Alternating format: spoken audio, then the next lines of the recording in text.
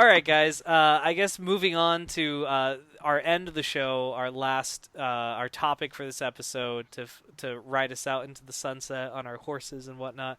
So this is actually something Adnan came up with, which I think was a great topic. We both enjoy the show, and this has been said by HBO to that they hope this is going to be what we're about to say. But basically, we wanted to talk about is Westworld, which is a new HBO show that came out, is it going to be the next Game of Thrones?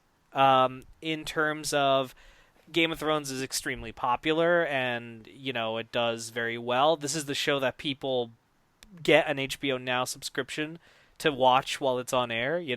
Like, is that going to be a good movie or not? That's kind of, or is it going to be the next Game of Thrones in terms of quality and doing that? And to kind of give background, we've seen, there's only 2 episodes, and we've seen both, right, Adnan? You've seen both already?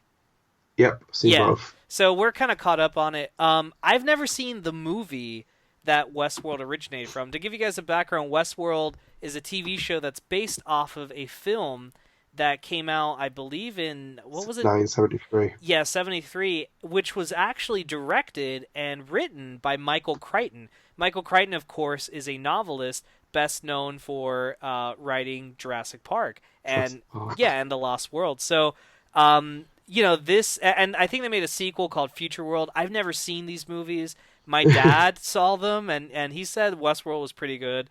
But it was kind of silly. He likes the show better than the film, but I have no basis of comparison aside from the fact that I think the show fucking kicks ass. Like, it's fucking good. Adding a bit more context as well, like, it's directed by Jonathan Nolan. Right, That last name kind of gives it away. Jonathan Nolan, the brother of Christopher Nolan, who's worked on many scripts for Christopher. And J.J. Abrams is the executive producer. Yeah, who worked on Lost, the greatest TV show ever. And Star Wars: The Force Awakens. The greatest Star Wars film ever made. I mean, kidding. Judge. Oh, controversy. First comment, fuck you, Adnan. Like, what do you know? Empire Strikes Back. So yeah, that's a bit more context in it. So it is like, very much like one of those where the names are behind it massively. But like watching like Westworld, I mean the logo itself, the W, that always reminds me of Wayland Tech, is it? From the Alien series? Like, you saw it. Oh my god, honestly, it so looks like that. Holy shit. That's what I mean, like, it's the first thing I got away from it. I was like, oh my god, it's gonna be proper sci-fi, like, full hands on it. The Wayland Utari Corporation, I think it's called. Yeah, that's the one. But yeah, like, I mean, like, it wasn't obviously a topic I made up, it was the fact that there was a lot of like news outlets that were pretty much saying that, tipping it as to be the next HBO's big show, because Game of Thrones only has 2 more seasons in it. They're both being shortened as well for purpose of the source material and everything else, and they do need something to fill the spot as well. And if you have something like Westworld, which can catch on and become like a lost phenomenon, you need that kind of show to always grab people in. Right. So the first season consists of 10 episodes. We will probably do a review as well at the end of the month or whenever it finishes on this entire show. Well, I did watch the first episode. I thought it was fantastic. Jonathan Nolan directed the first episode. He didn't direct the second episode, but the first one he did, it was fantastic. I thought it was brilliant.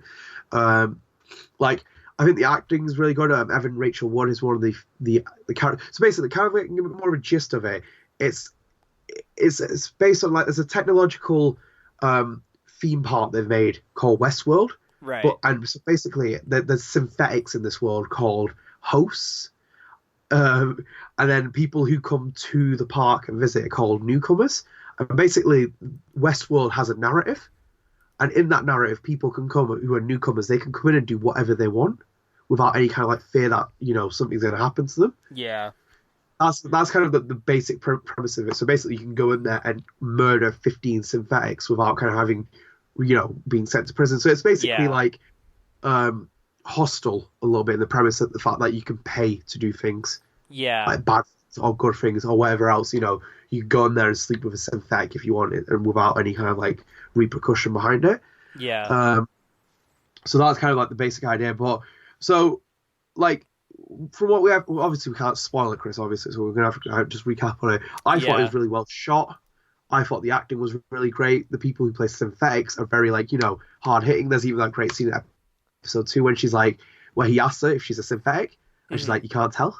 And it's like, Yeah, ooh, yeah. it's like, ooh, wait a minute. It's like, even at that point, even I was watching it, I was like, what? I was like, Yeah. is she? I was like, I honestly had self-doubt in myself. And it's like, I was kind of like, I was like, ooh, I was like, that's a really good, but like, there's some great moments in it. We've even said in the ending of the first episode, great final shot, how Yeah. it ends. Like, fantastically how it ends as well. The script is on point. I might sound like I'm bigging this up because I'm bigging it up. It is fantastic. It's really, really one of those shows where you have to watch it, Yeah. and like just start talking to people because it's just like they have like a good set of characters. They have Anthony Hopkins in it as well. He's in there. I was surprised to see him casted in it. Like, I just, it's one of those where I didn't think he'd be in it. Um, and he plays. Who does he play? Does he play the creator of them? Yeah, he's the guy He's who not, yeah, yeah, he created creative director of the Westworld. yeah, like he Oh, created the synthetics and he's the whole reason for like that. I think he came up with the idea of Westworld and came up with he's like Walt Disney of Westworld basically. Like for lack of better, yeah, in a horribly strange kind of way. Yeah, but I mean, like Anthony Hopkins, the age has not got to him. Absolutely fantastic, Oh, great actor. Like, I love great, every minute great. he's on screen. All the other actors as well, they're all great. They have great like kind of different people's like be opposite each other. It's just like really great because it just set the idea like where does like the I think with what it is, the social themes ooze out the narrative. Like the Hmm. narrative's there, but they have a lot of many social themes where you can pick up on them and the kind of commentary they're offering from Nolan. Like Yeah. he's offering a great amount of commentary, like this aspect and that aspect, and you kind of like link the two together as well. And like obviously, as you said, Michael Crichton made the wrote and directed the film. And you Right. can obviously see where Jurassic World's inspiration came from it as well. Like Oh, those kind of totally. Yeah. those same themes come in as well. Like all we need is what's his face? I can't remember his name. Jeff Oh, I can't, Jeff Goldblum. yeah, Jeff Goldblum's coming. At the end of episode 10, it'd be like life finds a way. It's just like You rose packaged to it credit. and you patented it Yeah. and you put it out there and you never asked why. Why? It's that's like. um, no, I do think like from what I've seen so far, we've only two episodes in. Yeah. It's just really well constructed, really well shot. I think the second episode is kind of a testament to the fact that Jonathan Nolan doesn't necessarily have to direct every episode. Yeah. They have a lot of the production value is quite high on it. HBO will look at it and see as like potentially a successor to Game of Thrones. So they will need another show on that. I mean, even you said Yeah. you and Rebecca renewed HBO Go to get the Yeah. kind of subscription to watch it. So it's kind of that thing where you do need those kind of like shows to come in and really like get people's attention. Yeah, no, definitely. I like this was that's what Beck and I would do, right? So we would do our HBO thing just for Game of Thrones, and then when Game of Thrones would end, we would take it off because we're like, we don't really watch a lot of movies on TV and stuff like that. So we go on the internet, mostly like YouTube is really where we get most of our stuff from. So we take it off. But Westworld, we were seeing all these previews, and we're like, you know what, man? There's a high buzz for this. Let's do it. And after we saw the first episode, I remember I turned to Becca and I'm like, we gotta subscribe, and she's like, absolutely, like we gotta finish this season, and we'll do it again for Game of Thrones. So yeah, dude, I mean, at least with me and Becca that worked. And I'm reading here, and apparently the series' premiere, so the premiere of Westworld, garnered HBO the highest viewership ratings since Mm. True Detective, which is Oof. that's a big show for them. So yeah, so that's great. Hopefully it stays steady and that people continue getting into it. Season one of any show is always that frame where you're trying to make sure everything falls into place and like your ratings stay how you want them to stay. I mean, this is such a great concept, man. I don't see how it wouldn't be successful. Like seriously, Yeah, like anyone listening it. who hasn't seen it, go see it. It's Yeah. phenomenal. Sorry to interrupt, but I mean, like, it's just that thing where like we have the Jurassic Park novelist wrote the original kind of essence of it, and then you have Jonathan Nolan going into structure the rest of the, for on the purposes of being a TV show rather than a film, structuring that story, Right. or like the teleplay about like making that. So it's kind of like it is literally like match made in heaven, where you kind of like where are the faults in it? Like Yeah. obviously we're going to watch it now, where the faults will probably be where like the the little holes appear. in like maybe the acting or something else, or whatever aspects. But it is really hard to like not find the negatives of it. Because I was watching it, I was thinking like that thing where I was like looking for the bad parts of it. Mhm. But it has so many great points. Even the Man in the Black character as well is like a fantastic character. He's so fucking creepy.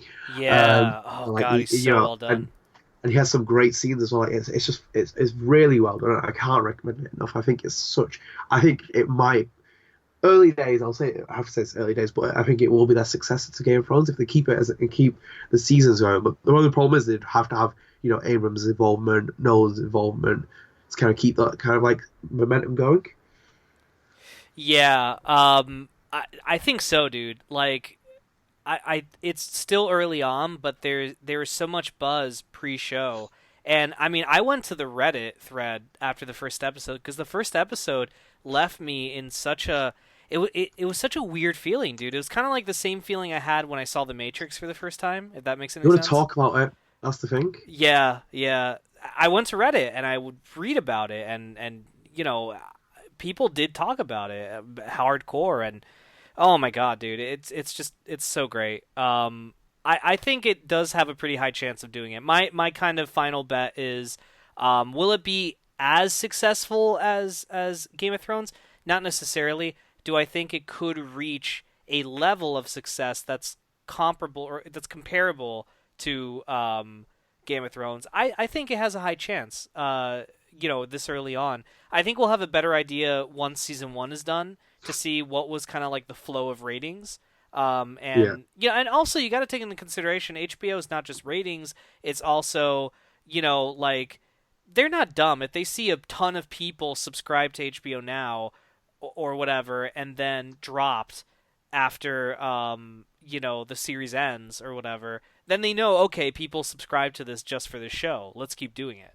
You know what I mean? So yeah, yeah, that was great. One more thing here. Apparently, combining HBO Go and HBO Now streaming content, it had a grand total of 3.3 million viewers for the what yeah. episode was this?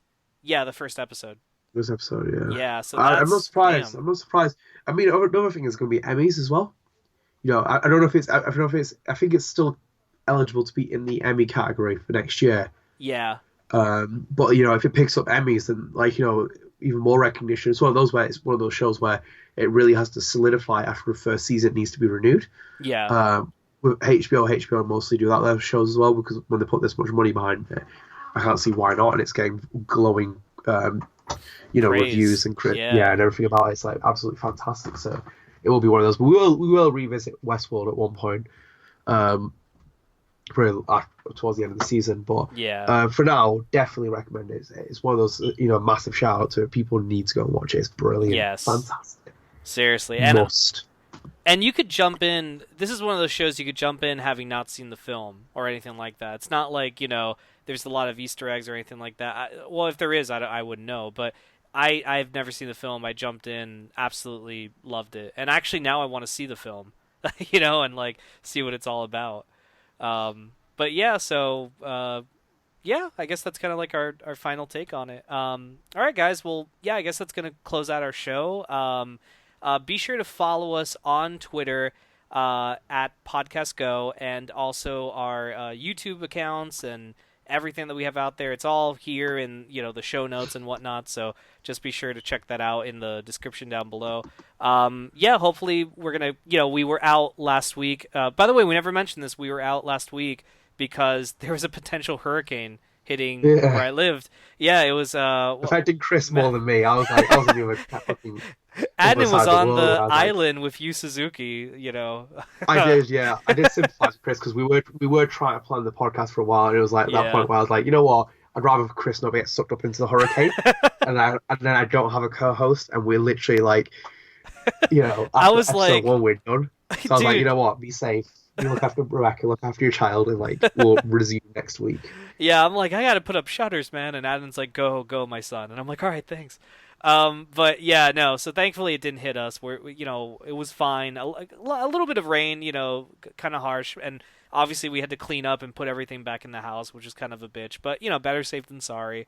And everything's good. But anyway, normally we try to do this weekly, so hopefully we'll be back next week. But yeah, I guess that's that's going to be it. Thank you guys so much for listening and watching and whatnot, and be on the lookout for Podcast Go and hopefully some other surprises as well.